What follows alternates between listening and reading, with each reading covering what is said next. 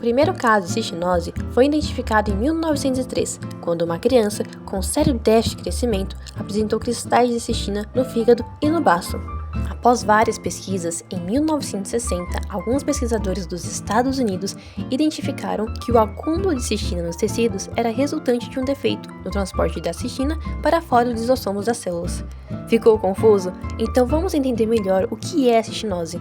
A cistinose é uma doença hereditária rara, autossômica recessiva. Ela ocorre quando o indivíduo herda duas cópias defeituosas do gene CTNS, uma advinda do pai e outra da mãe.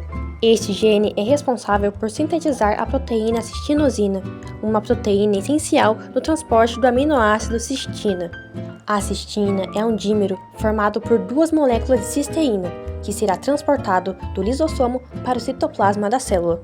Desta forma, mutações do gene CTNS podem causar a falta ou um mau funcionamento da cistinosina, impedindo a cistina de sair dos lisossomos adequadamente. O acúmulo de cistina dentro dos lisossomos forma cristais tóxicos, prejudicando as células e afetando vários tecidos do corpo, já que os lisossomos estão presentes em todas as células. Problemas na cistinosina, devido a mudanças moleculares, desregulam a formação e limpeza dos lisossomos, afetando processos celulares como a autofagia e anabolismo. Assim, o acúmulo de cristais de cistina ativa macrófagos, aumenta o estresse oxidativo e ativa o inflamassoma, desencadeando uma inflamação crônica na cistinose. Atualmente, foram identificados 3 fenotipos da doença, sendo eles a cistinose nefropática infantil, a cistinose nefropática juvenil e a cistinose não nefropática, também conhecida como cistinose ocular. A cistinose nefropática infantil é a forma mais comum e severa dessa doença. Ela afeta principalmente os rins de bebês logo nos primeiros meses de vida, o que expõe esses órgãos a um acúmulo de cistina de forma precoce e intensa. Os rins são os mais afetados nesse fenotipo, pois desempenham um papel crucial na filtragem do sangue e na regulação dos fluidos e eletrólitos do corpo. Nas células tubulares renais, especialmente nos túbulos proximais, onde ocorre a maior parte da reabsorção de nutrientes essenciais, o acúmulo de cistina interfere no funcionamento normal dessas células, causando assim uma disfunção celular que leva à síndrome de Fanconi, uma condição caracterizada por disfunção dos túbulos renais proximais. Já a cistinose nefropática juvenil afeta os rins de maneira semelhante à nefropática infantil, envolvendo o acúmulo de cistina nas células renais. No entanto, sua manifestação é geralmente menos severa do que na forma infantil, pois se manifesta mais tardiamente, na infância ou adolescência, onde os rins possuem uma melhor capacidade de lidar com o estresse inicial do acúmulo de cistina. Por fim, a cistinose não nefropática ou cistinose ocular, diferente das demais, a cistina tende a se acumular predominantemente nos olhos, levando a problemas oftalmológicos, como a fotofobia, isto é, uma maior sensibilidade à luz. Por possuir 3 fenotipos diferentes, os sintomas da cistinose podem variar. Na fase infantil e juvenil, os sintomas estão mais relacionados aos rins, com a urina excessiva ou falência renal, e até problemas de desenvolvimento. Já na fase adulta, os sintomas dessa doença se baseiam em problemas oculares.